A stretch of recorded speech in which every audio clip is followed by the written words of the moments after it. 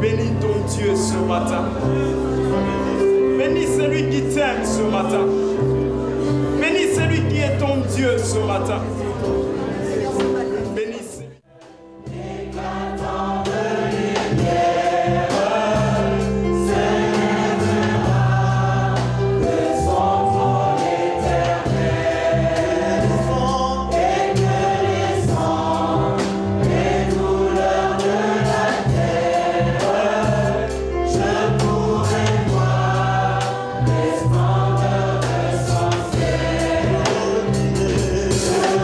Yeah.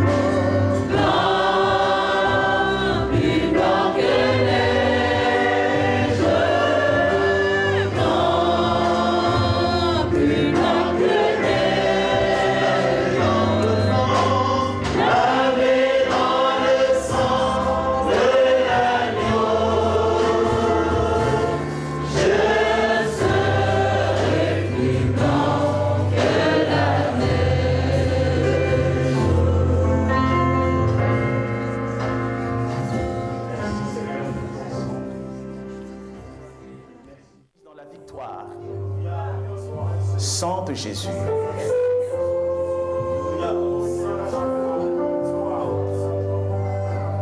Sang de l'agneau immolé. Alléluia. C'est ton sang qui purifie, Seigneur. Le sang de l'agneau immolé. Alléluia.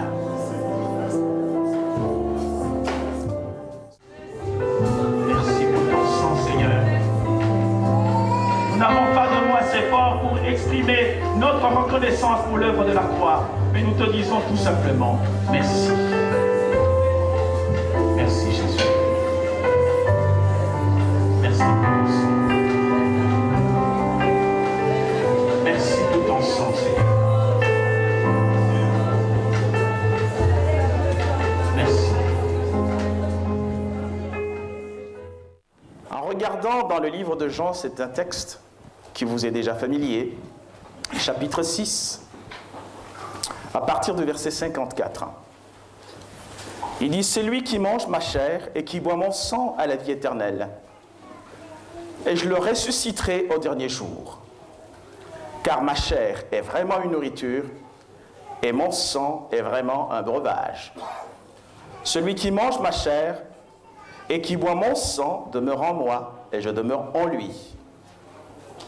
Comme le Père qui est vivant m'a envoyé, et que je vis par le Père, ainsi celui qui me mange vivra par moi. C'est ici le pain qui est descendu du ciel.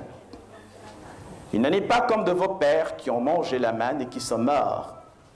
Celui qui mange ce pain vivra éternellement. » Vous voyez aussi qu'à ce niveau, le fait de manger sa chair et de boire son sang a un lien avec le temps de la fin. Parce qu'il dit « Je le ressusciterai au dernier jour. » Alléluia. Nous le ferons avec rappel. Alléluia. Dans la joie et dans la fête. Amen. Nous allons continuer avec notre séminaire. Amen. Sur l'enlèvement. Avant d'aller plus loin, je voudrais rappeler qu'une fois que tout avait été gâté sur le plan céleste, Dieu fait son plan, le plan de la rédemption. Et il prévoit aussi également un jour qu'il appelait le jour du Seigneur, le jour de vengeance, le jour redoutable, pour mettre fin à la méchanceté sous toutes ses formes et voir le règne de son Fils, Jésus-Christ, s'établir. Nous avons vu ensemble comment Jésus est arrivé conformément à la prophétie biblique. Daniel l'avait annoncé.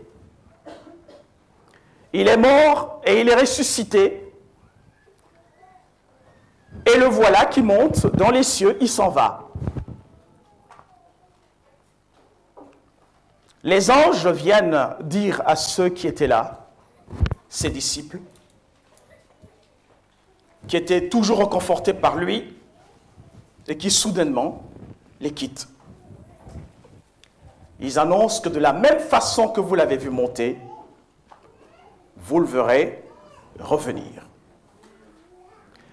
Les voilà qui rentrent dans la chambre haute, ils prient et ils envolent. Ils reçoivent celui qui avait été annoncé depuis la nuit des temps par Jésus lui-même en disant « Il vous est avantageux que je m'en aille, car si je ne m'en vais pas, le Saint-Esprit de Dieu ne viendra pas vers vous. Et quand il viendra, il vous conduira dans toute la vérité. » Et voilà que dans cette chambre haute, ils reçoivent la puissance du Saint-Esprit de Dieu. Et c'est 50 jours après la Pâque, après sa résurrection, que le Saint-Esprit de Dieu a formé son Église. Nous avons vu ensemble dans le livre d'Apocalypse comment Jésus donne des ordres précis pour les 7 églises d'Asie. Comme je vous ai enseigné la semaine passée, que ces 7 églises sont les 7 ères de l'Église dans sa forme actuelle. Amen. L'Église dont il parle dans le premier chapitre jusqu'au chapitre 3, et puis à partir du 4e chapitre du livre d'Apocalypse, on ne parle plus de l'Église. Jusqu'à la fin du chapitre 18. Et c'est uniquement dans le chapitre 19 qu'il reparle encore de l'épouse. La raison est simple. Parce que pendant ce temps, avant que n'arrive la tribulation, son Église est déjà enlevée. Alléluia. Et au moment où il enlève son Église, on voit l'Antichrist qui signe un pacte avec Israël. C'est la raison pour laquelle je vous avais dit, il y a 3 choses qu'il faut distinguer là-dedans. Il y a l'Église qui est enlevée, il y a Israël et il y a aussi les païens. Alléluia. Ayant signé un pacte avec Israël, l'Antichrist va venir s'installer dans le temple. C'est là que commence la profanation du temple. Mais ce temple-là, c'est le 3e temple. Alléluia. Pourquoi? Pour ceux qui veulent en savoir davantage, il y a eu 4 tabernacles. Le premier tabernacle, c'était l'arche de Noé, qui n'était qu'une figure du plan du salut de Dieu. Amen. Au travers des eaux et tout ce qui s'ensuit, le déluge est arrivé, Noé et ses enfants, plus tout ce qui avait été gardé, la vie qui avait été préservée, sont sortis vivants de cela. Ensuite, il y a eu un deuxième tabernacle, c'était le tabernacle de Moïse. Quand vous regardez les lois cérémonielles qu'il y a dans ce livre-là, on voit les sacrifices d'animaux et tout ce qui s'ensuit, et des animaux spécifiques, qui n'étaient que l'image de la vie de Jésus et de l'agneau qui devait être immolé pour notre salut. Alléluia. Après le tabernacle de Moïse, il y a eu le tabernacle de David. Amen. Mais pourquoi est-ce que Jésus devrait venir nous sauver? Il y a une nouvelle révélation au travers de ce tabernacle de David. Parce que David nous a appris la louange. Alléluia. Donc le salut pour louer Dieu. Mais ce même David dit, mais écoutez, moi j'habite dans un grand palais comme roi. Mais mon Dieu est toujours et encore dans une tente. Et cela ne doit pas continuer comme ça. Il faut que je construise un temple à mon Dieu. Alléluia. Dieu lui dira, écoute, David, tu as trop versé de sang. Je ne veux pas que ce temple soit construit par tes mains. Je veux qu'il le soit par ton fils, notamment Salomon. D'où le 4e tabernacle. Ce n'était plus une tente, mais c'était devenu un temple. Alléluia. Qui sera détruit par après. On en reconstruira encore un deuxième qui sera aussi détruit sur la prophétie de Jésus-Christ lui-même quand il est arrivé en disant qu'il ne restera pas pierre sur pierre. Alléluia. Il sera détruit et dans les 3 jours, le temple sera reconstruit. Amen. Le deuxième temple ayant été détruit, Israël devait donc reconstruire ce temple-là et ce serait le 40e, le 3e temple. Le troisième temple qui est la source de tous les problèmes qu'il y a aujourd'hui ici en Israël. Pourquoi? Ça a commencé avec l'intifada actuelle, quand Ariel Sharon est allé poser la première pierre. Où? Sur le dôme du rocher. Le dôme du rocher qui est le troisième haut lieu de l'islam. Le premier étant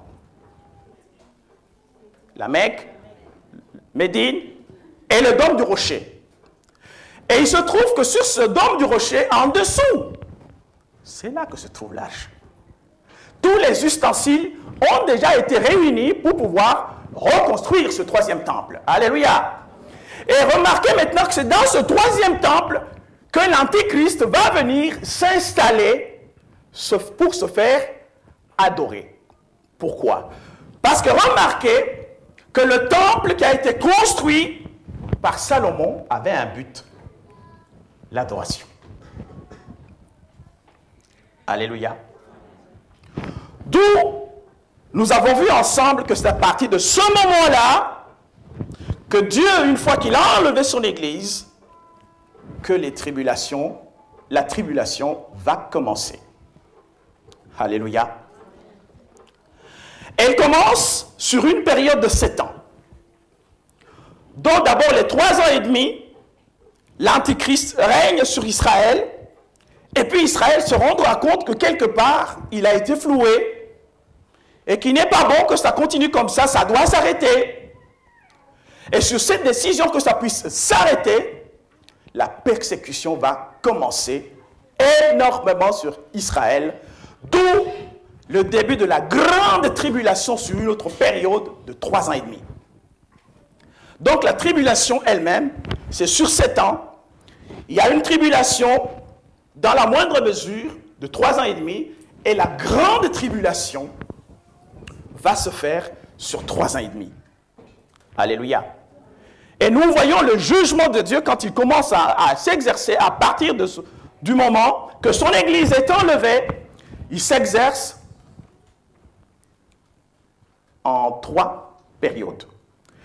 Et il y a d'abord l'ouverture de 7 sceaux. On en avait parlé. Et après l'ouverture de 7 sceaux, il y a les 7 trompettes. Ce que je voudrais que vous sachiez, c'est que les 7 sceaux et les 7 trompettes se passent dans la première moitié de la tribulation. Et enfin, les 7 coupes qui sont déversées sur la terre se passent dans la deuxième moitié de la tribulation. C'est-à-dire, les 7 coupes vont être déversées sur la terre. Je vais vous expliquer comment le cheminement, petit à petit, sur les 42 mois, les 1260 jours, c'est-à-dire 3 ans et demi. Alléluia. Amen. Amen. Si nous avons compris cela, et que nous avons énuméré les événements qui vont se produire petit à petit, jusqu'à ce que tout ce que Jésus par la bouche de son propre prophète et apôtre, Jean avait entendu et vu dans les cieux. Alléluia. Je voudrais m'arrêter un petit instant, et ça c'est à titre de rappel pour ceux qui n'étaient pas avec nous pendant les séminaires, dans la semaine, et aussi pour que ceux qui étaient là puissent vraiment bien fixer la pensée de Dieu, que nous revenions sur le texte d'Apocalypse 11, 3, 14. Amen. Je donnerai, plutôt c'est vrai, à mes 2 témoins le pouvoir de prophétiser, revêtus de sac, pendant 1260 jours. Ce sont les 2 oliviers et les 2 chandeliers qui se tiennent devant le Seigneur de la terre. Si quelqu'un veut leur faire du mal, du feu sort de sa bouche et dévore leurs ennemis. Et si quelqu'un veut leur faire du mal, il faut qu'ils soient tués de cette manière. Ils ont le pouvoir de fermer le ciel afin qu'il ne tombe point de pluie pendant les jours de leur prophétie. Et ils ont le pouvoir de changer les eaux en sang et de frapper la terre de toute espèce de plaie, chaque fois qu'ils le voudront. Amen. Amen. C'est la raison d'ailleurs pour laquelle il déclarera lui-même, face au prophète de Baal et d'Astarté, que le Dieu qui répondra par le feu, c'est celui-là, mon Dieu. Amen. Mais Élie a souffert. Il a souffert sous quel roi? Akab. Alléluia. Mais au travers du roi Akab, il y avait une épouse. Comment s'appelait cette épouse? Jézabel. Je bénis l'Éternel parce que nous avons une assemblée très intelligente. Lorsque Akab épouse Jézabel, il se trouve que cette dame avait un caractère tout particulier. C'était un caractère masculin. Amen. Elle avait fait de son mari ce qu'elle voulait. Elle faisait de son mari ce qu'elle voulait. Amen. Et son rôle, elle, c'était quoi? C'était de lutter contre le culte de Dieu, contre le culte à l'Éternel. C'était tout ce qu'elle avait. Je voudrais peut-être vous situer un peu ce qu'elle était réellement.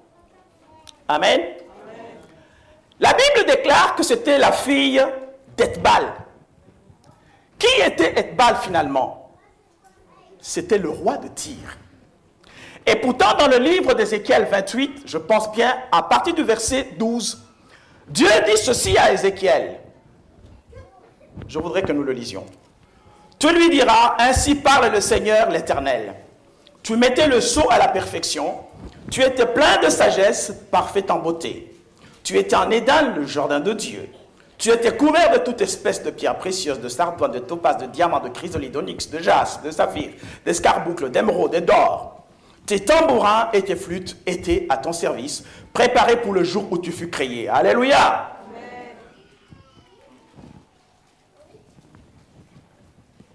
Amen. Amen. Vous voyez un peu, elle était fille du roi de Tyr. Dieu, au travers de la prophétie qu'il avait donnée à Ézéchiel, identifie ce roi de Tyr.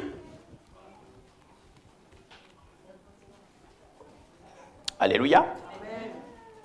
Qui s'appelle Satan, alias Lucifer, celui qu'on appelle le serpent ancien, le dragon. En tout cas, il mérite tous ces noms-là. En plus, c'est un voleur et un tueur. Alléluia. Amen. Mais maintenant qu'elle est avec Akab,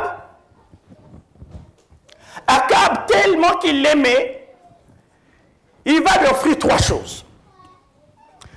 Il lui construit un temple, il lui construit un autel et une statue qui représentait Astarté.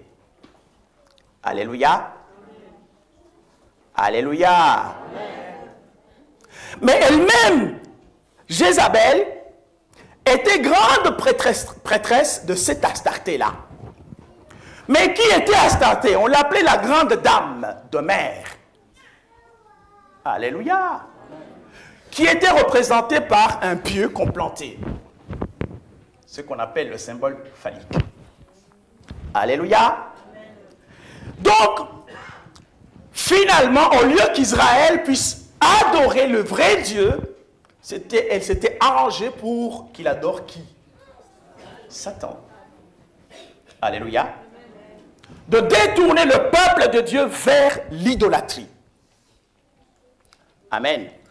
Ceci fait qu'à partir du moment qu'Ézéchiel s'est assise à côté d'Akab, tout ce qui s'appelait prophète de l'Éternel, une fois qu'il était arrêté, il était tué systématiquement.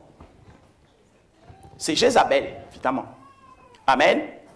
Elle tuait systématiquement tout ce qui était arrêté, tout ce qui était prophète de Dieu. Alléluia. Amen. Et elle en avait tué énormément. Étant grande prêtresse, s'il vous plaît, d'Astarté, cette Astarté était la déesse de la fécondité dont le culte sexuel est la source d'immoralité dégradante. Amen. Et toutes les prêtresses qui étaient liées à Jézabel se livraient à la prostitution sacrée. Alléluia. D'où aujourd'hui, quand vous entendez parler des orgies, des couples des échangistes, des homosexuels et machin, tout ce que vous pouvez voir aujourd'hui à la télé, qui les conduit? Jézabel. Alléluia. Et quel est le rôle de toutes ces choses? Détourner le peuple de Dieu de l'adoration pour que toute l'adoration revienne à Satan. C'est ce qu'on a essayé d'expliquer aux gens. Alléluia. Mais ça ne s'est pas arrêté là-bas. Parce qu'elle était à côté du roi. Un jour, le roi regarde tout autour de lui. Il y avait une belle vigne. Il dit, mais il faut cette vigne-là. À qui est-ce qu'elle appartient? On dit non, elle appartient à Naboth. Il va proposer à Naboth d'acheter ce champ-là au prix d'argent en disant, je vais te donner une meilleure vigne ailleurs. Moi, je ne sais pas comment tu peux chercher à acheter une vigne qui est médiocre pour donner une vigne meilleure à quelqu'un d'autre. C'est tout intriguant aussi. Amen. Naboth refuse. Jézabel revient encore en lui disant, mais finalement, qui est roi? C'est toi ou c'est ce Naboth-là? Elle s'arrange pour que deux témoins, de faux témoins, viennent déposer une déposition fausse pour qu'on arrache le champ de Naboth. Et c'est ce qui était arrivé. On a donc arraché le champ de Naboth. Et non seulement qu'on lui arrache le champ, et en plus, on le tue par lapidation avec tous ses fils. Alléluia. Cela appelle la colère de Dieu sur le roi, ainsi que sur sa femme. Par la bouche de son prophète Élie, Élie vient proclamer la parole de Dieu en disant, parce que tu as fait cela, le châtiment de Dieu sera sur vous, et ce qui va arriver, tu mourras près de Jezreel, et les chiens viendront manger ta chair. Alléluia. Pour renforcer son pouvoir. Alléluia. Eh bien aimé, comment est-ce qu'on ne voit pas des gens, même dans la vie, pour pouvoir se marier avec quelqu'un, ils regardent d'abord, qu'est-ce que je vais avoir de cette personne-là? Il y en a beaucoup. Mais d'où c'est quoi? Il y a un esprit qui est derrière toutes ces choses-là. Faites très attention. Alléluia. Il vaut mieux l'accomplissement du plan de Dieu que les pièges de la convoitise, parce que là, il y a un esprit qui finalement vous conduira vers la destruction. Amen.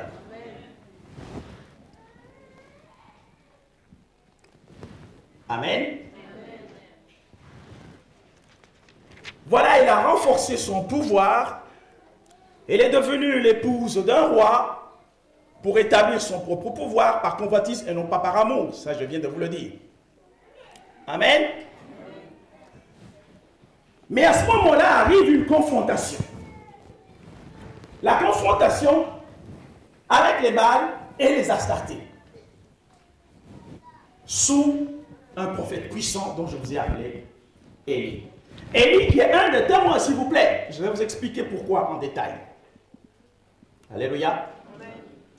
La raison pour laquelle, dans le troisième chapitre, dans le livre d'Apocalypse, lisons ensemble, pour que ce livre à l'impudicité et qu'il mange des viandes sacrifiées aux idoles. Je lui ai donné du temps afin qu'elle se répentît, et elle ne veut pas se repentir de son impudicité. Voici, je vais l'acheter sur un lit et envoyer une grande tribulation à ceux qui commettent adultère avec elle, à moins qu'ils ne se repentent de leurs œuvres. Je fais mourir de mort ses enfants et toutes les églises qui connaîtront que je suis celui qui sonde les reins et les cœurs, et je vous rendrai à chacun selon ses œuvres. À vous et à tous les autres de Thyatire qui ne reçoivent pas cette doctrine, qui n'ont pas connu les profondeurs de Satan, mais il les appelle, je vous dis, je ne mets pas sur vous d'autres fardeaux. Seulement ce que vous avez, retenez-le jusqu'à ce que je vienne. À celui qui vaincra et qui gardera jusqu'à la fin mes œuvres, je donnerai autorité sur les nations. Il les pètera avec une verge de fer, comme on brise les vases d'argile, ainsi que moi-même, j'en ai reçu le pouvoir de mon Père. Et je lui donnerai l'étoile du matin. Que celui qui a des oreilles entende ce que l'Église dit aux églises. Alléluia. Ce que l'Esprit dit aux églises. Amen. Ceci qui est là. Alléluia. Que celui qui a des oreilles entende ce que l'Esprit dit aux églises. Et vous ne ferez pas que ceux qui ont des oreilles entendent ce que l'Esprit dit aux églises. À partir du verset 4, nulle part ce n'est dit. Pourquoi? Parce que l'Église est déjà partie. Amen. Amen. Mais c'est cette même Jézabel qui avait promis la mort à qui? À Élie.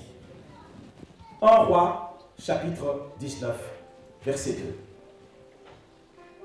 Dès qu'elle avait appris que tous les prophètes de Baal et d'Astarté avaient été tués, égorgés par Élie, le prophète de feu, Amen, et il dira, si je le rencontre, je veux faire de lui ce qu'il a fait à tous les autres prophètes. Amen. Mais il n'a pas pu mettre la main sur Élie.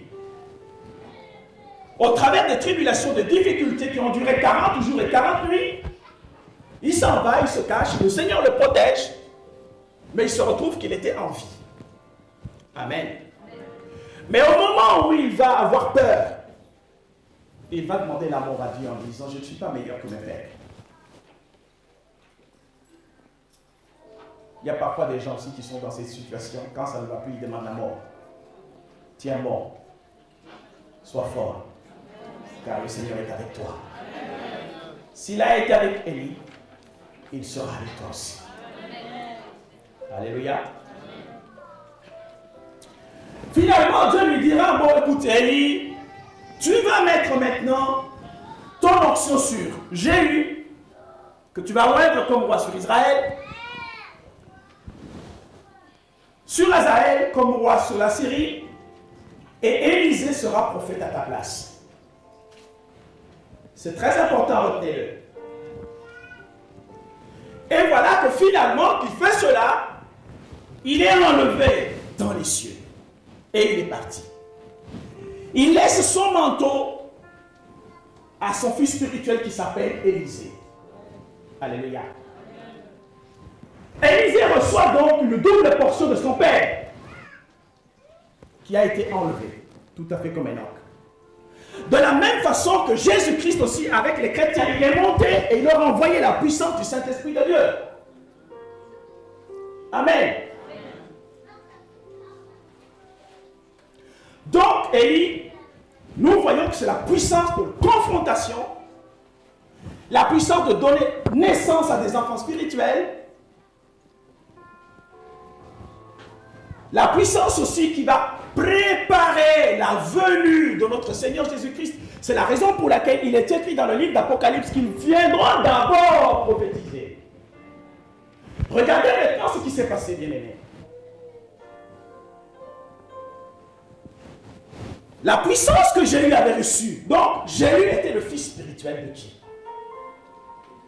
Élie. Élie qui, dans la confrontation, voulait mettre fin et châtier Israël par rapport à tous les abus qui étaient commis, c'est-à-dire l'idolâtrie, introduite au travers de Jézabel par Akaz, dans le temple de Dieu. Et ce même Élie qui avait proclamé des malédictions sur Jézabel, une fois qu'il est parti, elle apprend, parce qu'elle n'a pas pu mettre la main sur Élie, qu'il y a Jéhu qui vient, roi d'Israël. La Bible déclare qu'il était à l'étage.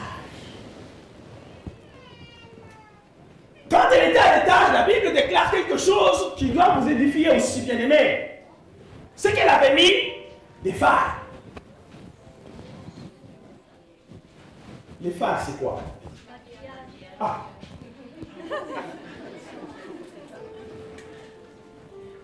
Donc, ça ne date pas d'aujourd'hui.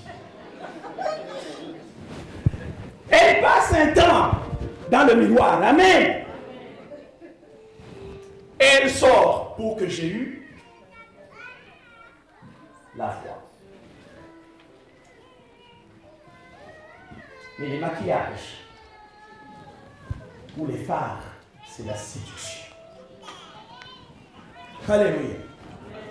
Non seulement qu'elle avait mis les phares pour la séduction de Jéhu, mais la Bible déclare aussi qu'elle s'était entourée des eunuques. Les eunuques, de ces hommes qui sont castrés pour qu'ils ne produisent pas la semence. Et pourtant, il était écrit clairement dans la Bible qu'un eunuque ne peut pas entrer dans le temple de Dieu.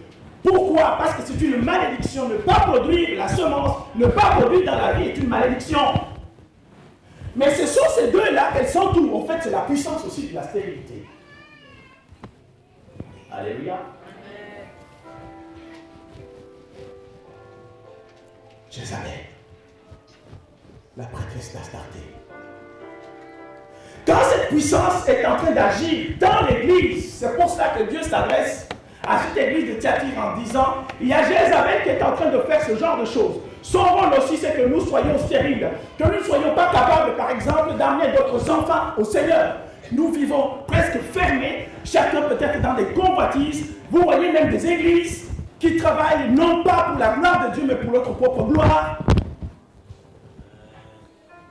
Qu'on parle d'eux, qu'on parle de leur nom, au lieu de parler de Dieu, au lieu de parler du Seigneur. On voit toute la convoitise qui est introduite dans l'église. On ne fait que prêcher sur la prospérité, vous donnez autant pour avoir autant. C'est toute la puissance qui est en train d'agir à l'intérieur de l'église. Mais ce n'est pas ce genre d'église que le Seigneur veut enlever, s'il vous plaît. Pourquoi? Et vous regardez les gens, ils regardent au phare, hein, la séduction. Dès qu'on dit que quelqu'un t'impose la main, demain tu as 10 000 euros, tout le monde là.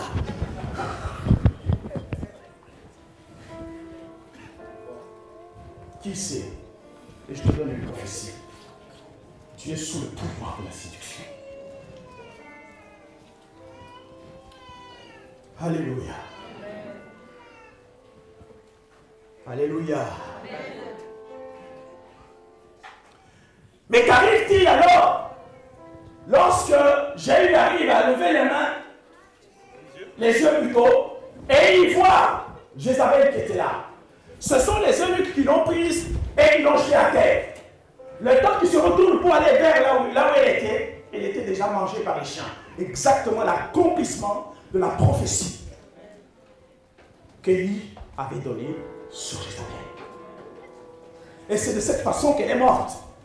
Le premier livre du roi, chapitre 21, du premier au verset 24, nous parle de cette mort-là et de la façon dont le Seigneur avait prévu les choses.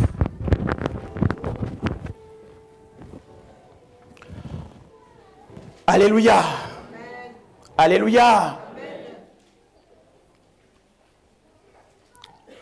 Ceci fait donc que cet esprit de Jézabel, quand il agit dans l'église, amen, parce qu'elle les avait amenés dans le temple, c'était pour amener les malédictions dans le temple. Alléluia.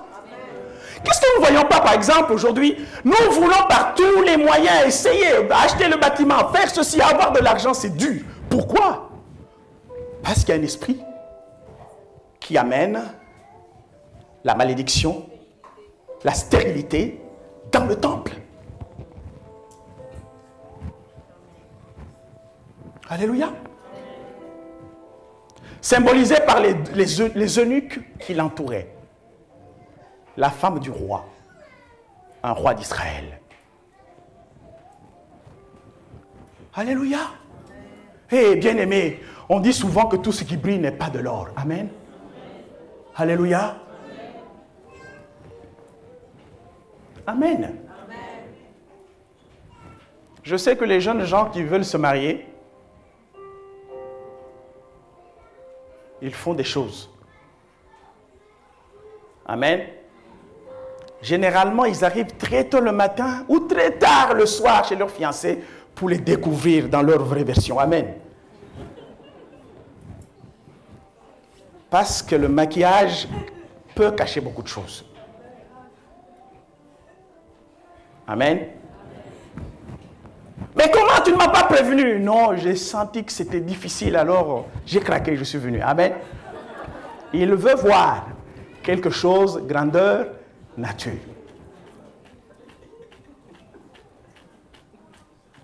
Alléluia. Rien ne doit être caché. Quand, par exemple, la parole était en train de dire, quand le Seigneur a prophétisé ici en disant, hypocrite, hypocrisie c'est quoi? On cache certaines réalités pour les faire passer inaperçues. Rien ne doit passer inaperçu devant Dieu. L'hypocrisie est inacceptable à l'intérieur de l'Église. Il y a parfois des gens qui disent, on s'aime, on ne s'aime pas. Alléluia. Comment peux-tu dire à quelqu'un, tu l'aimes, alors que tu gardes quelque chose? Attends, bien-aimé, peuple de Dieu, tu es dans l'église. Mais c'est que tu as l'esprit de Jézabel qui te torture. Tu as intérêt à ce que tu viennes. Amen. Parce que elle risque de t'amener en enfer. Alléluia.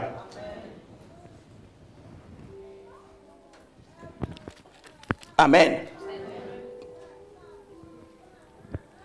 Alors quand Jésus parle de cette Jézabel, la prophétesse a enseigné et séduire ses serviteurs pour qu'ils se livrent à l'impudicité, qu'ils mangent de viande sacrifiée aux idoles. Je vais d'abord vous dire ceci. Thyatire, c'était un centre d'affaires. Il y avait beaucoup de métiers. Alléluia. Et comme on sait, chaque métier avait pratiquement un dieu. Alléluia. Il y a le dieu de la fécondité, il y a le dieu de forgeron, il y a le dieu de ceci. Il y avait plein de métiers à Thyatire. C'est ce qui fait que bon, il disait pour eux, les affaires, ce sont les affaires. Nous sommes dans le Seigneur, il n'y a pas de problème, mais on peut continuer aussi à faire les affaires. Et dans les affaires, on arrivait à adorer le Dieu du métier qu'on est en train d'exercer. Et on lui sacrifiait des idoles. C'est comme on dit souvent en affaires, que l'argent n'a pas d'odeur. On offrait donc des viandes sacrifiées aux idoles à Thyatire. Et Dieu regardait. Tout cela, l'œuvre de Jézabel. Alléluia. Quand vous lisez par exemple le livre d'Apocalypse, vous trouvez qu'à un moment donné, les gens disent, mais ils parlent de Paul, on dit que c'est Jupiter. Pourquoi? Parce que Paul parlait tellement bien que le dieu de l'éloquence, il s'appelait Jupiter. Alléluia. Cela ne veut pas dire quand vous rencontrez quelqu'un qui parle bien, c'est qu'il a l'esprit de Jupiter, c'est pas ça. Alléluia. Alléluia. Vous voyez, bien aimé, c'est ce qui fait que bon, même dans la vie, dès que vous voyez quelqu'un qui fait des choses extraordinaires, quelqu'un qui a la puissance de Dieu, il y a des gens qui arrivent à croire que non, non, non, ça ce n'est pas Dieu. Il y a toujours à voir quelque chose qui est derrière. Ça c'est l'esprit de Jézabel qui fait parler comme ça.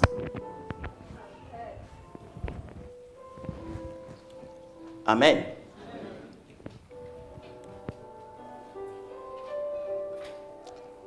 Mais alors, aujourd'hui, que symbolise Jézabel? C'est un type de personne qui corrompt l'enseignement et la vie morale de l'Église, cherchant à unir l'Évangile aux cérémonies imitées du paganisme. Je répète, le symbole de Jézabel aujourd'hui, c'est un type de personne qui corrompt l'enseignement et la vie morale de l'Église, cherchant à unir l'Évangile aux cérémonies imitées du paganisme. Alléluia. La parole de Dieu reste la parole de Dieu. Elle doit être enseignée dans sa pureté. Pas question d'aller prendre de la culture et ajouter à la parole de Dieu, ou bien vous prenez la parole de Dieu, vous mettez un petit peu au-dessus de la culture comme un petit peu de beurre sur le pain. Non! Les deux choses doivent être bien séparées. La parole de Dieu doit nous diriger. La parole de Dieu doit diriger nos vies. La parole de Dieu doit être... Ça doit être les principes qui nous gouvernent, nous, en tant qu'enfants de Dieu, et pas autre chose. Alléluia. On dit aux gens que, bon, pour que le Seigneur se manifeste, il faut que je vous impose les mains, il faut d'abord payer de l'argent.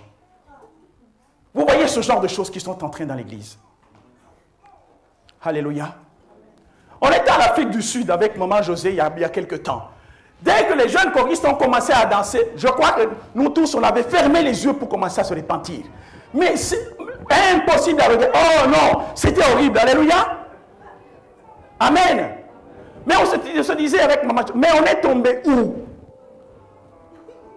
Donc ils ont pris le monde. Amen. Et ils l'ont vraiment amené à l'église. Quand ils se déhanchaient, je vous assure, vous êtes assez adultes pour comprendre, c'était difficile à regarder. Amen. Mais on dit non, nous adorons notre Seigneur. Non, non, non, non. C'est vrai, il pouvait avoir raison, mais quel Seigneur? C'est ça la question.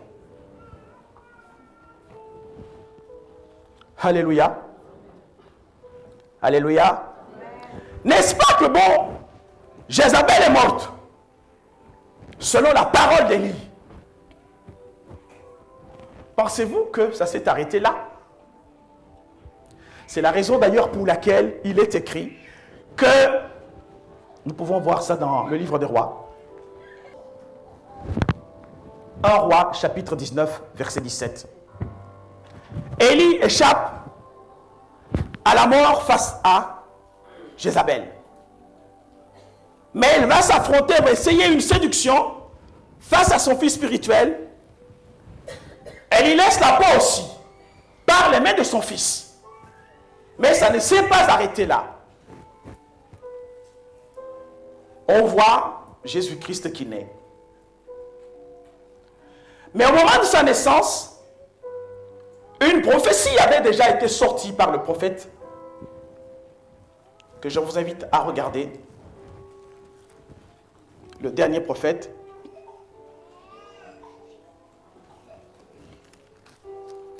Malachie, chapitre 4.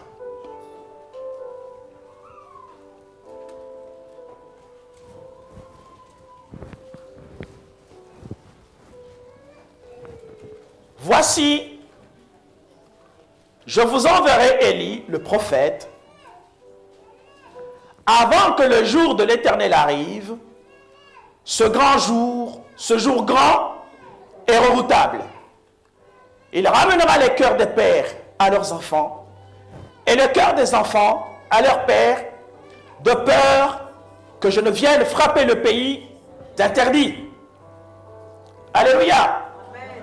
Mais ici, Élie est déjà enlevé.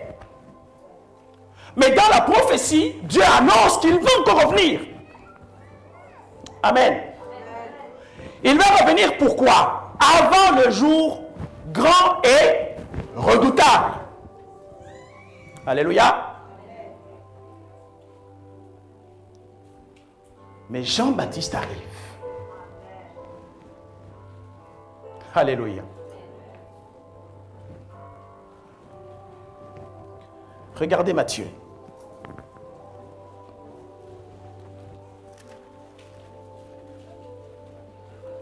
Chapitre 11. Mais on se pose la question, qui avait raison et qui avait tort? Alléluia. Et Jean-Baptiste et Jésus, tous, ils avaient raison. Pourquoi? Regardez la prophétie, ce qu'elle dit. Alléluia. Qu'il viendra pour le jour grand et redoutable. Et pourtant, le jour redoutable, c'est un jour de vengeance.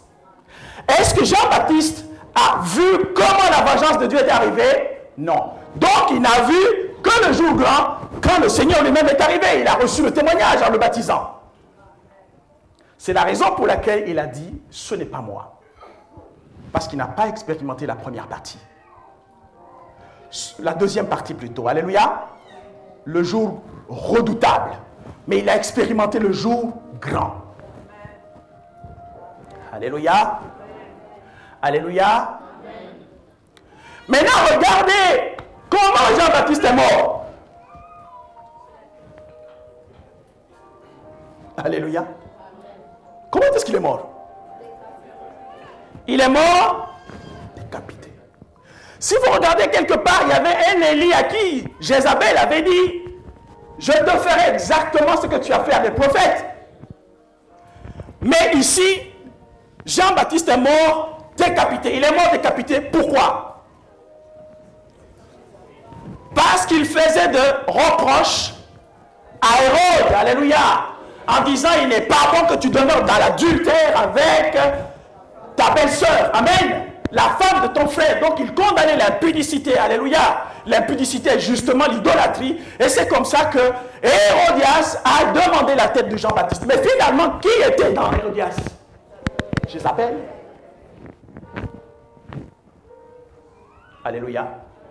Elle est morte physiquement, mais l'esprit qui était sur elle a commencé à chercher une autre personne à utiliser pour l'accomplissement de sa vengeance aussi qu'elle avait. Alléluia. Alléluia. Bien-aimé dans le Seigneur.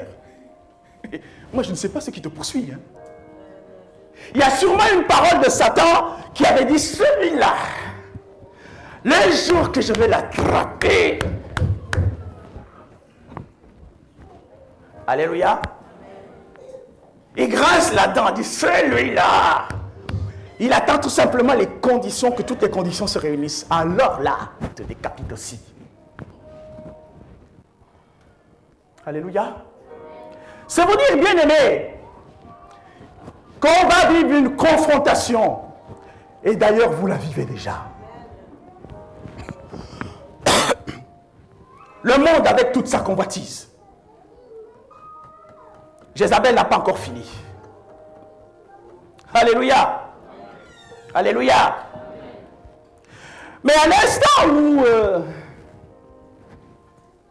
Jean-Baptiste se trouve avec la tête tranchée, avez-vous remarqué qu'il avait des disciples qui étaient autour de lui?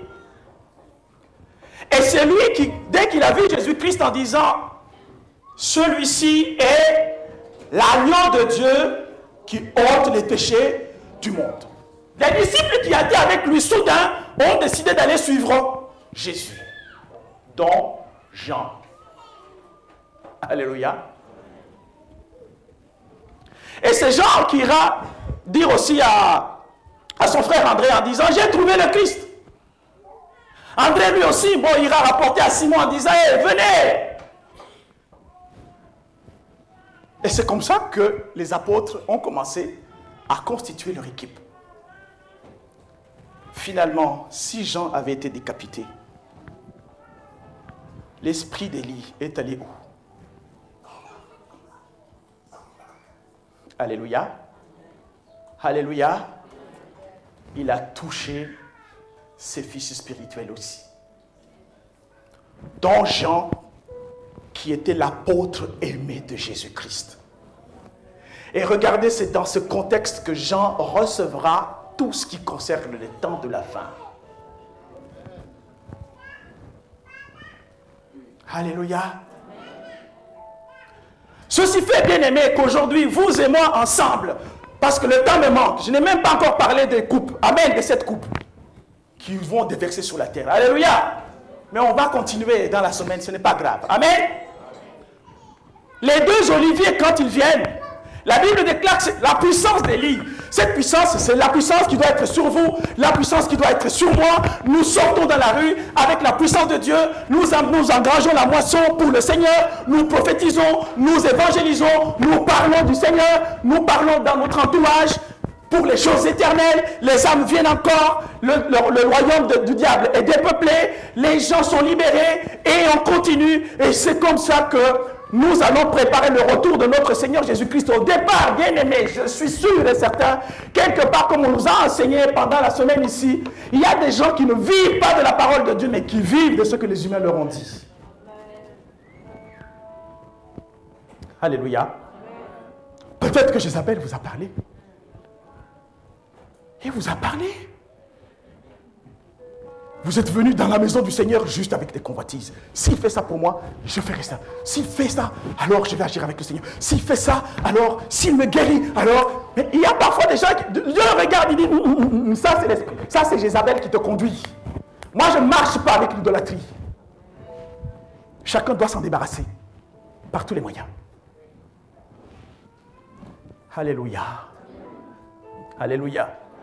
D'ailleurs, il y a un parallèle très, très certain entre Élie et Élisée, Christ et les chrétiens. De la même façon. L'un s'en va, il lâche le manteau, Élisée prend, et de l'autre côté, Jésus aussi, il monte dans les cieux, et la puissance du Saint-Esprit descend. C'est ça la puissance d'Élie, alléluia, qui nous prépare tous ensemble, qui vous prépare vous aussi, qui me prépare. Quand chaque fois nous demandons, Père éternel, nous demandons que la puissance puisse nous toucher, c'est parce que le Seigneur te prépare à ce moment-là pour que tu sois enlevé et que tu partes, que tu montes comme Élie est monté, que tu montes comme Enoch est monté, que tu montes comme ton maître lui-même est monté et qu'il va revenir et que tu sois encore capable d'aller avec lui. Est-ce pour que l'Église n'ait aucune puissance? Je ne voudrais pas provoquer les gens en disant qu'une église qui n'a pas de puissance, c'est une église sur laquelle Jézabel a déjà mis la main.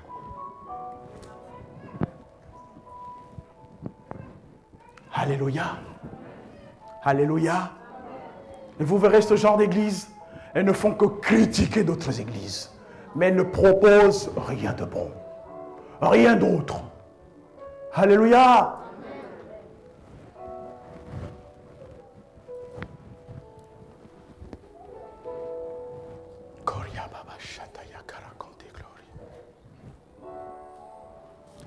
Élie donc, comme nous venons de le voir, représente la force et la puissance surnaturelle qui prépare l'arrivée du roi des rois.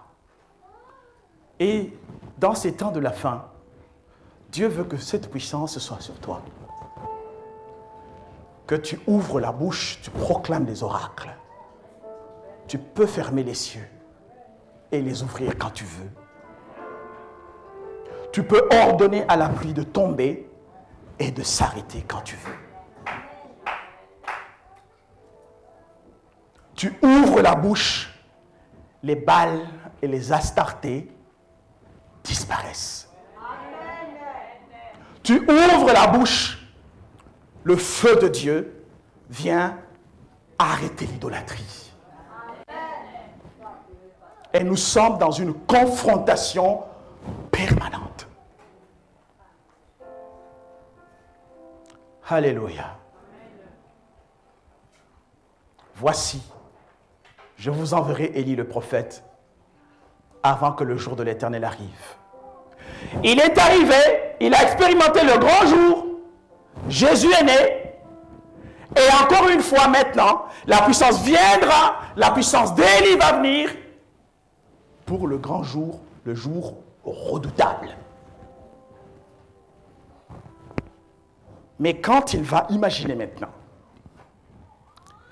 Élie là où il est, même lors de la transfiguration, on l'a vu encore avec Moïse, il sait qu'on a aussi décapité d'autres prophètes, d'autres saints.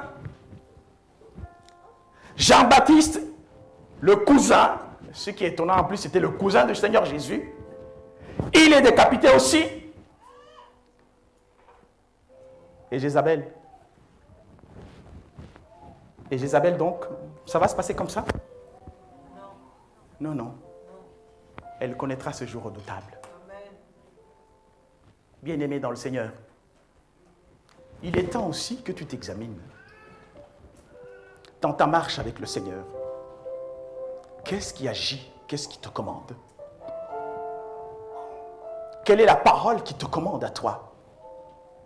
Quelle est la parole qui gouverne ta vie? Est-ce celle de Jézabel, ponctuée par une croissance de son pouvoir personnel? La convoitise tout simplement? La mort des serviteurs? Et je voudrais vous dire au passage, quand vous regardez les divisions dans les églises, qui est l'auteur de ces choses-là? Jézabel. Si vous voyez quelqu'un qui veut créer une division quelque part, c'est l'esprit de Jézabel qui habite dans cette personne. Soyez plutôt l'instrument de bénédiction du peuple de Dieu, l'instrument de bénédiction de l'église. Alléluia. Et pas t'entourer des eunuques pour créer la malédiction dans le temple, la stérilité. Non. Alléluia. Pendant la semaine, j'ai posé la question, dit, qui, depuis qu'il est venu au Seigneur, n'a jamais amené une seule âme. Il y a des gens comme ça, il n'a jamais. Si tu n'as jamais amené une seule âme, c'est que tu es stérile. Et quel est l'esprit qui t'anime? De Jezabel. Alléluia. Alléluia. Mais parfois on n'est pas conscient de ces choses-là. Hein? Alléluia. Quel jour de gloire quand Jésus m'a sauvé. Quel jour de gloire quand Jésus m'a... Quel jour de gloire. Donc ça s'est arrêté à toi. Et puis c'est fini. Et tu es tranquille, à l'aise. Attention. C'est qu'il y a quelqu'un dans le temple là, il t'a mis des eunuques. Tout terminé. Amen. Et comme Dieu sait qu'il y a une malédiction sur les eunuques, pourquoi? Parce qu'ils ne peuvent pas produire la semence. Alléluia. Dieu dit qu'ils ne peuvent pas entrer dans le temple. Et c'était comme ça. Alléluia. Si vous manquez à témoigner, même à côté, témoignez, même celui qui est à vos côtés, dites-lui, Jésus vous aime.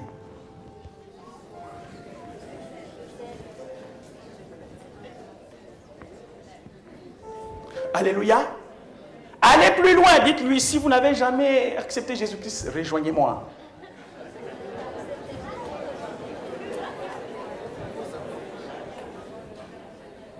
Dis-lui, j'ai un Dieu bon, un Dieu qui libère et un Dieu qui veut t'enlever.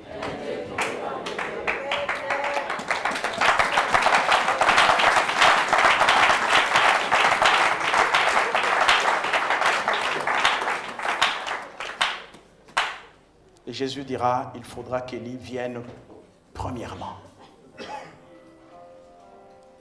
Et après viendra la grande tribulation. Il revient à remettre de l'ordre. Mais il faut qu'il remette de l'ordre avec toi.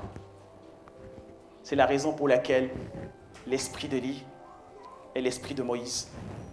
Moïse avait amené la loi. Peut te saisir, toi. Tu peux être saisi par l'esprit d'Élie. Tu peux annoncer l'évangile, la parole de Dieu. Alléluia. La parole qui transforme, la parole qui change tout autour de toi. Amen. Et dans ces temps de la fin, comme je vous ai enseigné, 2 personnes seront saisies par cet esprit, l'esprit d'Élie et l'esprit de Moïse. C'est eux qui se mettront à évangéliser jusqu'à ce que les 144 000 soient formés. 12 000 de chaque tribu. Alléluia. Amen. Mais quand vous regardez ces tribus, il y en a une qui manque. Et c'est la tribu de Dan. Pourquoi la tribu de Dan manque? Parce que Dan, c'était la tribu des juges.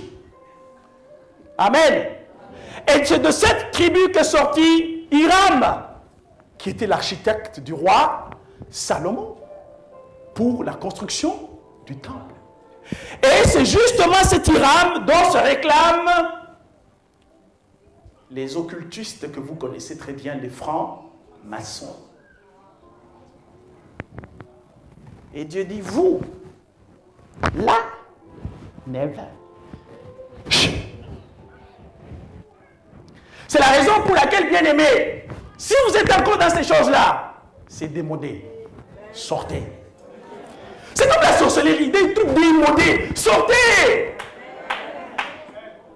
Vous gardez encore des cornes, des cheveux. Mais Ça ne vous sert à rien.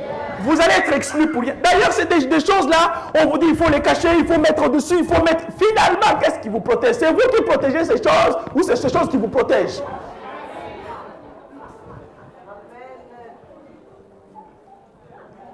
Amen. Alléluia.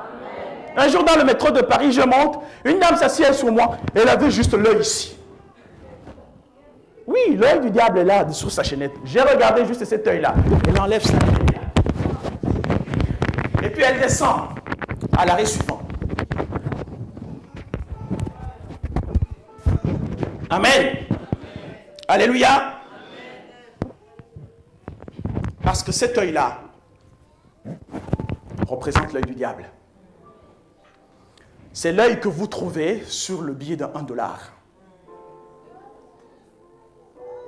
Alléluia. Et en dessous de ce billet de $, il est écrit « Nouvel ordre mondial ». Qui va conduire le nouvel ordre mondial? C'est Satan lui-même. Alléluia. Amen. Et nous sommes sur quelle planète, bien-aimés? Et il est temps que le Seigneur revienne. J'aimerais que tu pries. Prie pour ta propre vie. La Bible déclare que nous devons travailler à notre salut avec crainte et tremblement. Travaille maintenant à ton salut. Dis, Seigneur, quelque part peut-être que j'ai été gouverné par des convoitises. J'ai été gouverné par l'esprit de ce monde. Je te prie, Seigneur, de me débarrasser de cela. J'y renonce. Jézabel, tu n'as pas de place dans ma vie. Va-t'en. Parce qu'Élie doit venir, l'esprit d'Élie va me toucher pour préparer l'avènement du Seigneur. Prie.